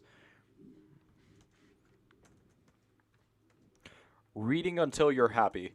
AP World History Modern. There we go. All right. So, all right, back to this. All right. Let's start this in 1, a 2, a 1. Oh wait, actually, wait a minute. I just realized something. I could get like a Jack Black sound effect from like what was this video? Like video games. I forgot about that. All right, ready? All right, in a 1, a 2, a 1, 2, 3. Hey there, ladies and gentlemen. Welcome back to Chapter 5.2, Nationalism and Revolutions, from the AP World Modern AMSCO History Textbook. Fuck, alright, screwed that up already. Alright. There's also going to be something common you guys are going to hear. You guys are going to hear me either swear on accident, or you guys are going to hear me go like, son of a duck! Or like you're going to hear me scream into my microphone out of like pure frustration from messing that up. We reset on chapter 5.1 about 3 times, so, enjoy these bloopers, guys. Enjoy them. All right, ready? All right. 1, 2, 1, 2, 3. I don't play video. No, sorry. All right. For real this time. Let's actually get started. All right. Hey there, ladies and gentlemen. Welcome. Oh, wait a minute. I just realized. Wait a minute. Did it get... It got jammed again. I knew it. I hit it too early. All right. Try it again. All right. Hold on. Delete the files. Here. 1, 2, a 1, 2, 3. Hey there, ladies and gentlemen. Welcome back to another AP World History AMSCO Modern Read Aloud from McCormick, where today we're going to be reading Chapter 5.2, Nationalism and Revolutions. So without further ado, make sure to enjoy your soft drink and a nice bucket of popcorn as we get straight into today's read aloud of Chapter 5.2, Nationalism and Revolutions. Quote, "Every nation gets the government it deserves." Joseph de Maistre, 1753 to 1821. Essential question. What were the causes and effects of the various revolutions in the period from 1750 to 1900? Including influences of the Enlightenment and emerging nationalism? The age of new ideas led to political and philosophical conflicts. Like the English statesman Edmund Burke, the French thinker Joseph de Maistre was a conservative who went against the tide of Enlightenment thinking, In the view of conservative thinkers such as Burke and Mastre, revolutions were bloody, disruptive, and unlikely to yield positive results. However, try as conservatives might to quell revolutionary change, the desire of common people for constitutional government and democratic practices erupted in revolutions throughout the 19th century, or 1800s. And many nations did, indeed, get a new form of government that responded to the new wave of thinking with its key ideals: progress, reason, and natural law. The American Revolution. The ideals that inspired the American Revolution had their roots in European Enlightenment philosophy. The economic ideals of the physiocrats also played a part in the American Revolution, providing a defense of free market ideas in opposition to English mercantilism. Additionally, the American colonists had become increasingly independent politically. Colonial legislators also would make decisions usually made by Parliament. Moreover, great distances separated the colonists from Parliament and the King of England, or London. With economic and political desires for independence grew a new social spirit. Declaration of Independence. On July 4th, 1776, the Declaration of Independence expressed the philosophy behind the colonists' fight against British rule. In the document, Thomas Jefferson picked up the phrase unalienable rights from John Locke. For Jefferson, these rights were to life, liberty, and the pursuit of happiness.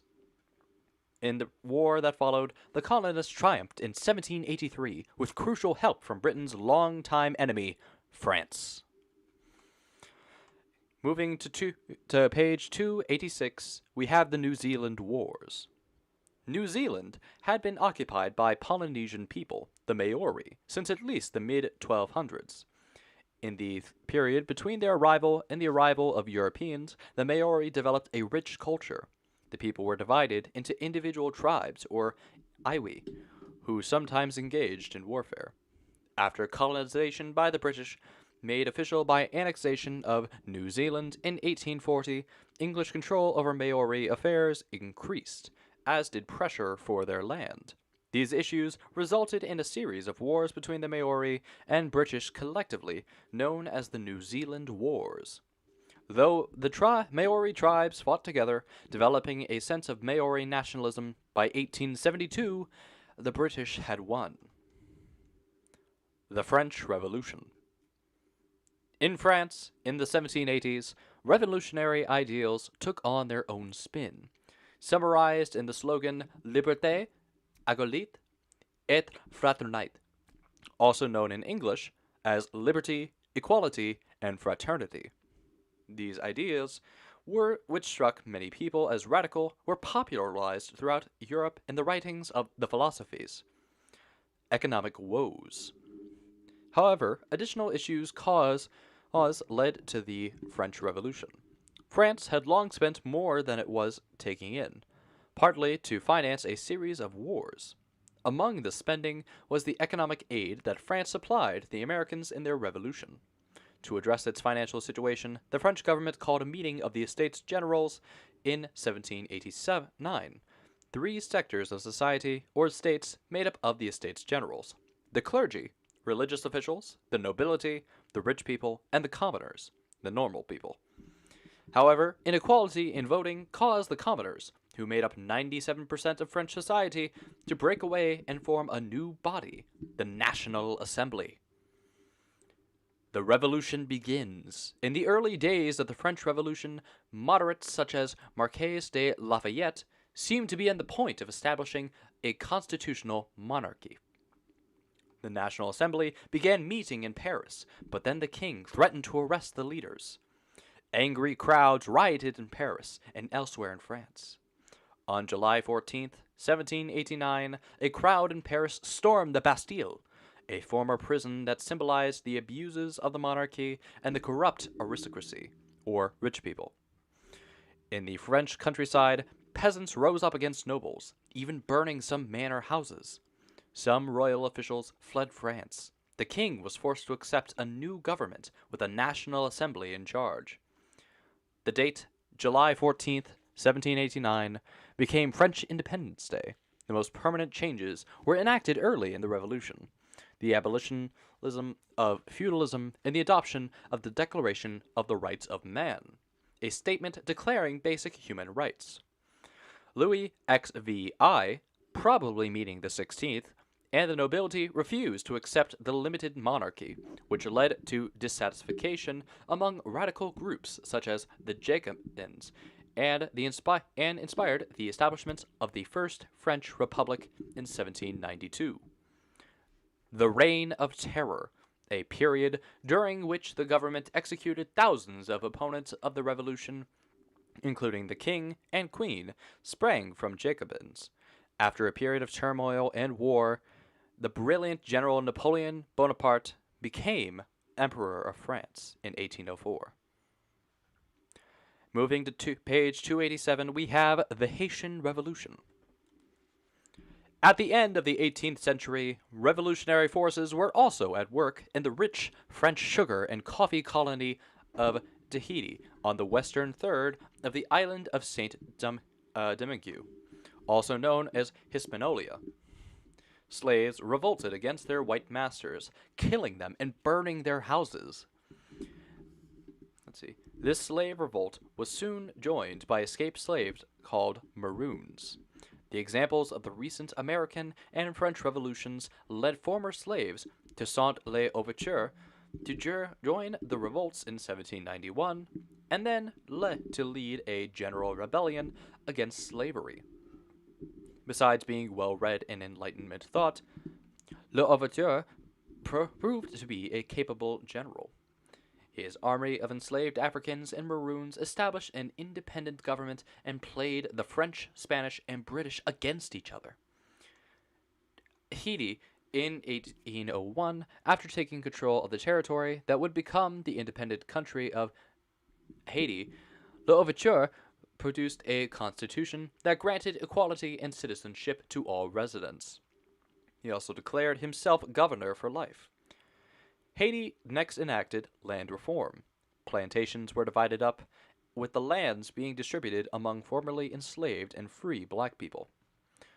L'Ouverture worked with the French, but they betrayed and imprisoned him. He died in France in 1803. But he had cemented the abolition of slavery in Haiti, which he set on the road to independence from France. In 1804, L'Ouverture's successor, Jean-Jacques Dessalines, orchestrated a Haitian declaration of permanent independence. Thus, Haiti became the first country in Latin America to win its independence and the first black-led country in the Western Hemisphere. It was also the only country to become permanently independent as a result of a slave uprising. Comparing the Haitian Revolution and the French Revolutions. Both the Haitian and French revolutions grew out of the Enlightenment's insistence that men had natural rights as citizens, and that legal restraints were limiting the freedom of people by forcing them into various estates, social classes. However, in the case of the Haitians, the restraints were more severe. The rebellion was led by slaves who had no rights at all. Meanwhile, next to this paragraph on page 287, we have an image of Toussaint L'Ouverture. The source comes from Wikimedia Commons. Moving on to page 288, we have the Creole revolutions in Latin America. On the Latin American mainland, revolutionary ideals were taken up by Creoles. Born of European ancestry in the Americas, the Creoles were well educated and aware of the ideas behind the revolutions in North America and France. They considered themselves superior to the mestizos, who were born of European and Indian parents. Colonists who were born in Spain or Portugal were known as peninsulares, felt superior to everyone. At the bottom of the social ladder were the African slaves, the indigenous population, and the mulattoes, those of African and either European or indigenous ancestry. Some of these social distinctions remain today. There were many reasons for discontent in the colonies, each of which encouraged some people to desire independence from Spain. Many Creoles were wealthy owners of estates, mines, or businesses. They opposed Spain's mercantilism, which required colonists to buy manufactured goods only from Spain and sell products only to remain in Spain. Creoles wanted more political power. They resented that Spain tended to give more important government jobs in the colonies to peninsulares. Mestizos wanted political power and a share of the wealth of the colonies. Many had jobs in the towns or worked in the mines or on the estates of the peninsulares and Creoles. Then there was the Bolivar revolutions. In many parts of South America, the desire for independence from Spain grew among the Creole class. Fearing the masses, the Creoles refused the support of the mestizos, indigenous people, and the mulattoes, people of mixed African and European heritage. The Creoles had seen the result in Haiti of a slave uprising as well as the excesses of the French Revolution during the Reign of Terror. Some Creoles, such as Simon Bolivar, continued to push for Enlightenment ideals in Latin America. He became instrumental in the independence of areas that became Venezuela, Colombia, Ecuador, and Peru. Bolivar was born in Venezuela in 1783 to a family whose ancestry had been village aristocrats in Spain. The family had grown very wealthy in Venezuela, and Bolivar had access to this wealth for his revolutionary causes. After considerable military successes in Latin America, fighting the Spanish, his forces achieved the formation of a large area that he called Gran Colombia. He hoped it would become a federation similar to the United States, one based on Enlightenment ideals. He described himself as a liberal who believed in a free market and the abolition of slavery. Bolivar's goals and concerns for Latin America are outlined in his Jamaica letter, produced in 1815, which states, "Generous souls always interest themselves in the fate of a people who strive to recover the rights to which the Creator and nature have entitled them, and one must be wedded to error and passion not to harbor this noble sentiment." The new nations of Latin America suffered from the long wars of independence. Armies loyal to their generals led to the rise of the caudillos, strong local leaders with regional power bases. These men intervened in national politics to make or break governments. Sometimes the caudillos defended the interests of the regional cities and sometimes of the indigenous population and the peasants. But in general, they disregarded representative forms of government and the rule of law. Results of the Creole revolutions. Although the constitutions of the newly independent countries in Latin America legally ended some social distinctions and abolished slavery, governments were often conservative. The first constitution of Peru, for example, forbade voting by those who could not read or write in Spanish, which effectively denied most indigenous people the vote until the constitution was changed in 1860. The Creoles continued to form a powerful and conservative upper class, as they had before the wars of independence from the European nations. Women gained little from the revolutions in Latin America, as they were still unable to vote or enter into contracts. Most women received little education until late into the 19th century, or late into the 1800s, and most remained submissive to men. One notable exception was Manuela Sáenz, 1797 to 1856 was their lifespan, who was the lover of Simón Bolívar. She actively participated in fighting alongside Bolívar, for example, in 1822, in a battle near Quito, Ecuador. An excellent rider as well as courageous fighter, she rose to the rank of colonel. On one occasion, she saved Bolívar's life, for which she received the nickname the Liberator of the Liberator. Later changes to Spanish colonialism. Spain's grip on part of its empire lasted throughout the 19th century, 1800s. In the Caribbean, Puerto Rico and Cuba were among its final colonial holdings. Both islands saw uprisings against Spanish rule beginning in the year 1868. While many individuals and organizations contributed to the spirit of revolution in Puerto Rico, the role of Lola Rodriguez Titillo was unique. A recognized poet during an era of little education opportunity for women, Rodriguez de Tio became famous for the eloquent critiques of Spain's exploitive rule over Puerto Rico. Her home became a meeting place for political thinkers and revolutionaries. At such meetings, she began to read lyrics to a revolutionary song, La Boquena, which encouraged her fellow Puerto Ricans, awake from your sleep, for it's time to fight. The 1868 uprising forced Rodriguez de Tio into exile in Venezuela. She was allowed to return in 1885, but her critical writings again ended in exile, this time to Cuba. Once there, she wrote and worked for Cuban independence, earning her exile from there too to New York. She returned to Cuba in 1899 and spent her remaining years as a campaigner for social justice there. Propaganda movements. The Philippines, too, remained a Spanish colony throughout the 19th century. Educational opportunities, even for well-to-do Filipinos, were limited and controlled by religious authorities. As a result, many young men, often Creoles and mestizos from wealthy families, traveled to Europe, especially Madrid and Barcelona, to attend university. An atmosphere of nationalist fever and republicanism inspired by Enlightenment thinking existed in 1880s Europe, and these Filipino students embraced it. Jose Rizal became the most prominent of these young agitators, all of whom contributed to magazines, pamphlets, and other publications advocating for greater autonomy for the Philippines. Called the propaganda movement, it did not call for revolution or independence, but Spanish authorities viewed its members with suspicion. Rizal's arrest in 1892 and subsequent execution in 1896 shocked Filipinos and helped spur the first nationalist movement with the organization and strength to truly challenge Spanish rule. A serious military upheaval, the Philippine Revolution, began in 1896. Nationalism and unification in Europe.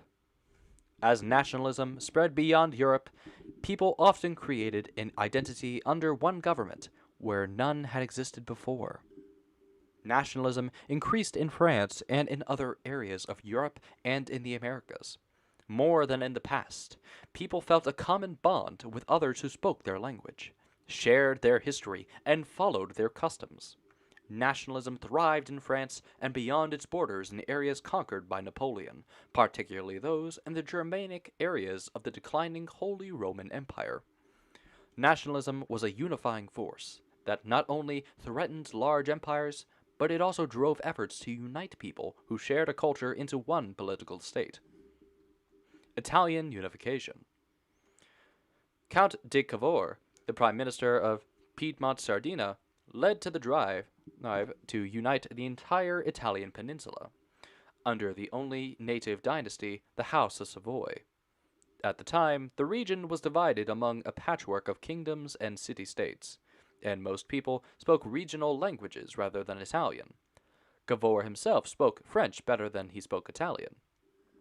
Like other classical liberals, he believed in natural rights, progress, and constitutional monarchy, but he also believed in the practical politics of reality, which came to be called realpolitik. Thus, he did not hesitate to advance the cause of Italian unity through manipulation. In 1858, he maneuvered Napoleon III of France into a war with Austria, hoping to weaken Austrian influence on the Italian peninsula. Napoleon III backed out of the war after winning two important battles, partially because he feared the wrath of the Pope, who was not eager for his papal states to come under the control of a central Italian government.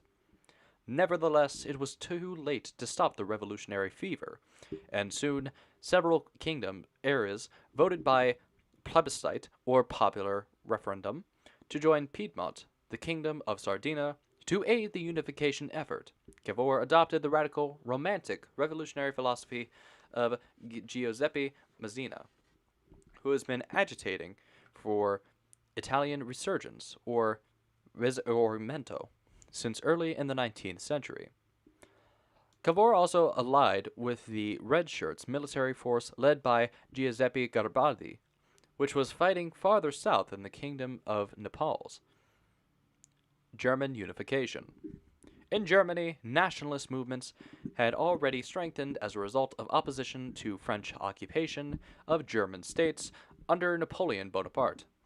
Following the Congress of Vienna, which settled the Napoleonic Wars in 1815, revolutions occurred in a number of European states, including Prussia, Austria, and the revolutions of 1848 were the result of both nationalism, especially a desire for independence, and liberalism, a desire for representation under constitutions that recognized civil liberties.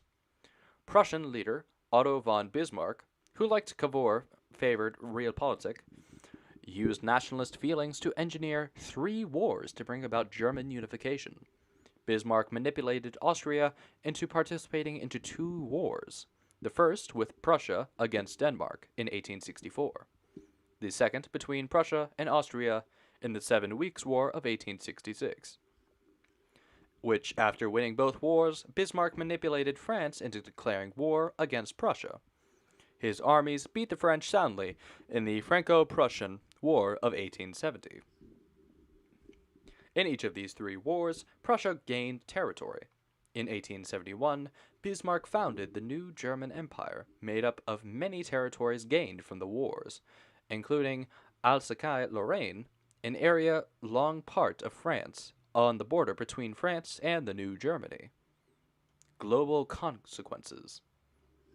By 1871, 2 new powers, Italy and Germany, were on the international stage in an environment of competing alliances.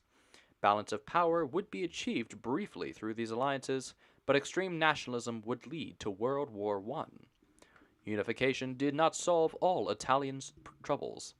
Poverty in Italy, more in the south than the north, led to considerable emigration in the late 19th century, late 1800s, particularly to the United States and to Argentina, where the Constitution of 1853 specifically encouraged immigration, the movement of people into the country from other countries.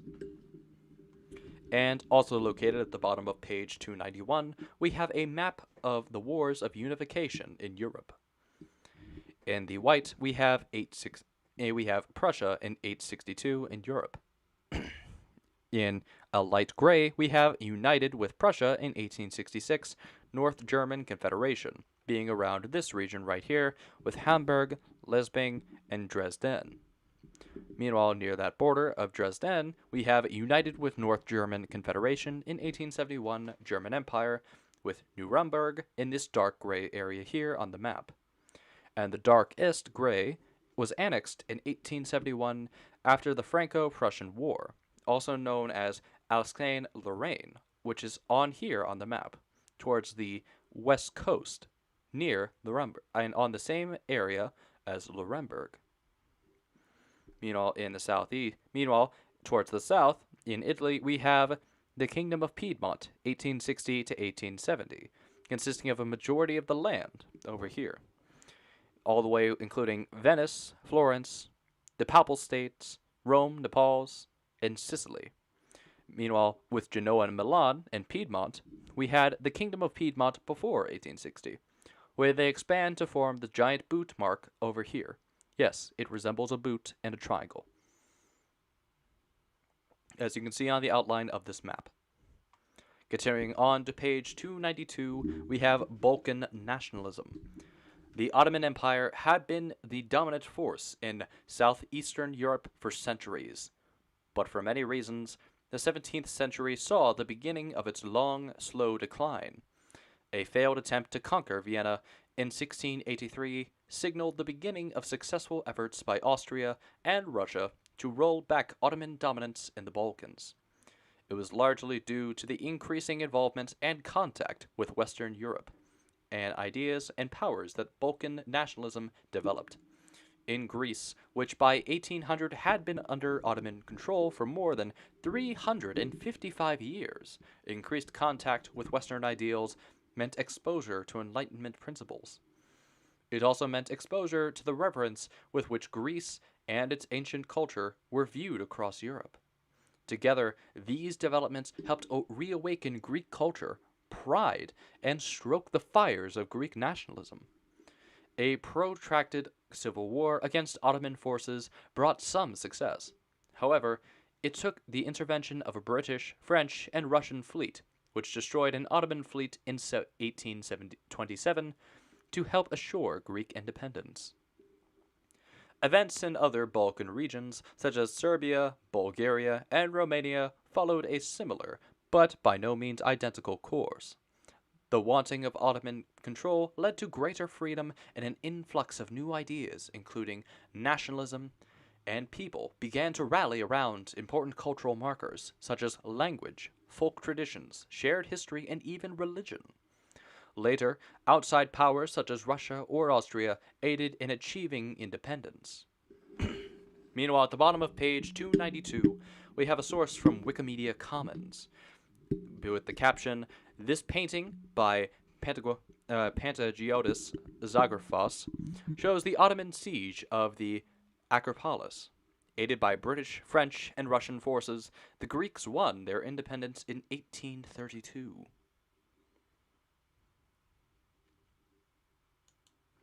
Moving on to page 293, we have Ottoman nationalism.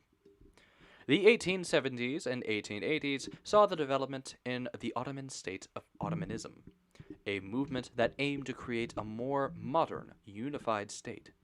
Officials sought to do this by minimizing the ethnic, linguistic, and religious differences across the region in the empire. Taking control of local schools and mandating a standard curriculum was a major part of this drive. But the effects of nationalism were not limited to Balkan territories and Ottoman officials. Rather, ethnic and religious groups within the Ottoman Empire had nationalist urges of their own, and they viewed Ottomanism with suspicion. Ironically, this attempt to create a more unified state actually served to highlight and intensify subject people's feelings of difference and promote their desire for independence. With the future of nationalism, while nationalism continues to shape how people view themselves and their political allegiances, some signs suggest that nationalism might be starting to decline. In Europe, many countries have agreed to use the same currency to allow people to travel freely across borders and to coordinate public policies. These changes might reflect a shift away from nationalism and towards a larger political grouping. Like city-states and empires, nations might someday give way to form other forms of political organization. Meanwhile, at the bottom of page 293, we have key terms by theme, featuring government, American Revolution, Declaration of Independence, government, French Revolution, philosophies, Declaration of the Rights of Man, and Reign of Terror, culture, France, liberté, égalité, et fraternité, government, Haitian Revolution, Haiti, Toussaint L'Ouverture, government, Bolivar Revolutions, Simón Bolívar, government, Puerto Rico, Lola Rodriguez de Tio, government, Philippines, propaganda movement, government, Italian unification, realpolitik, Giuseppe Mazzini, and Risorgimenti, Giuseppe Garibaldi, culture, Italy, immigration, government, German unification, Otto von Bismarck,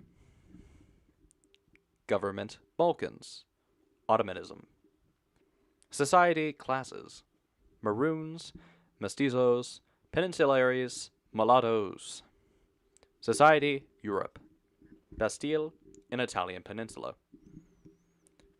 Alright, that concludes chapter 5.2 of the AP World textbook with nationalism and revolutions. Now, let's get into a bit of the recap of what we just read. So, one, as we read, this chapter was very much focused on a bit more of some of the other nationalist tendencies and views of the empires.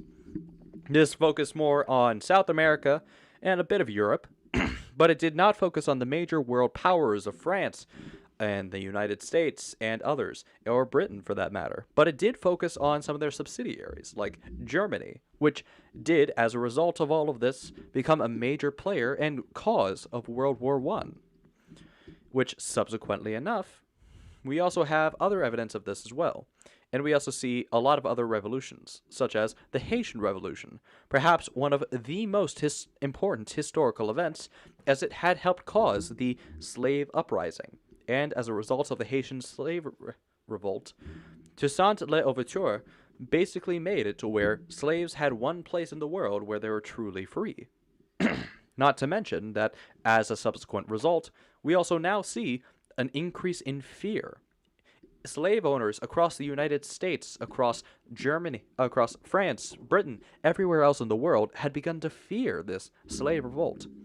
As a matter of fact, that is partially why that after this had happened, a lot of events and actions were taken by slave owners to avoid letting anyone find out about this.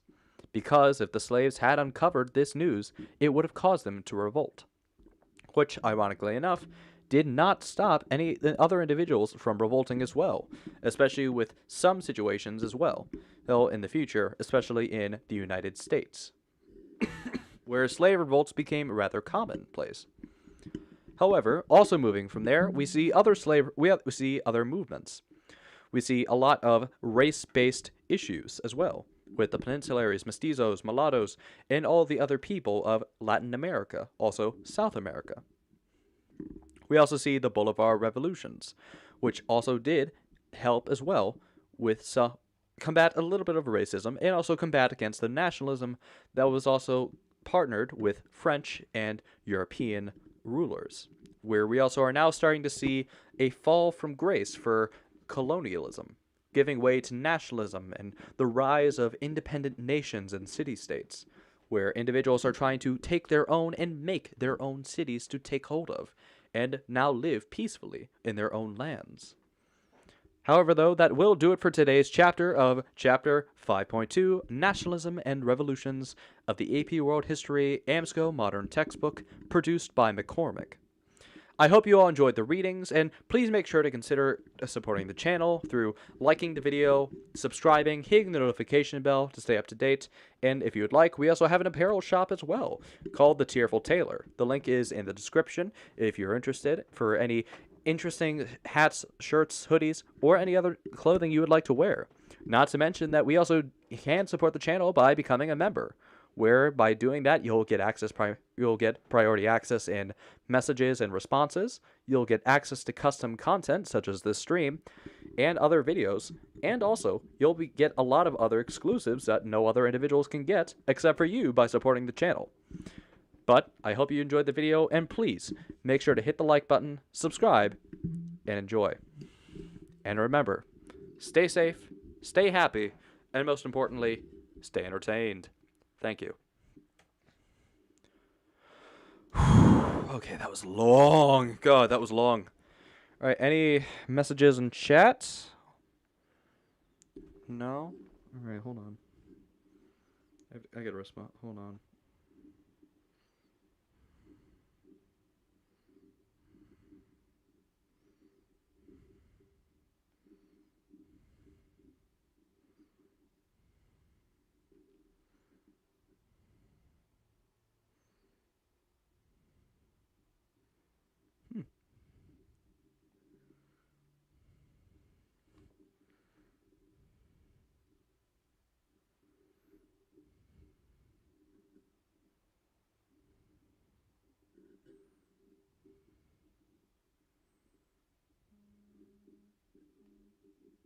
Hold on, had to download something. Hold on.